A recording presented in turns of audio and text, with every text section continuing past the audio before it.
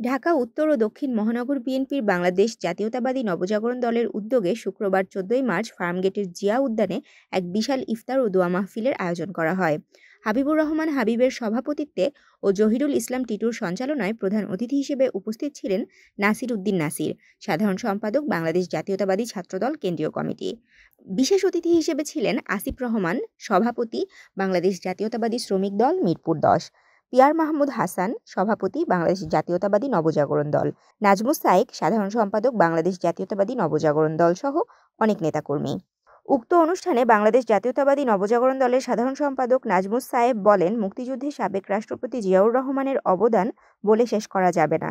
তার শাসনামলে আমরা দেখেছি ন্যায় বিচারের জন্য তিনি কাজ করেছেন, দেশের জন্য কাজ করেছেন, দেশের মানুষের জন্য কাজ করেছেন।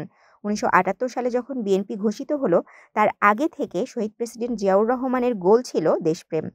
আমরা তারই ধারাবাহিকতায় পূর্ণ উজ্জীবিত হয়ে বাংলাদেশ জাতীয়তাবাদী নবজাগরণ দল গঠন করেছি। এ সময় বিভিন্ন নেতারা বিভিন্ন বক্তব্য দেন। তাশরিফা তৃষা, তরঙ্গ টিভি, ঢাকা।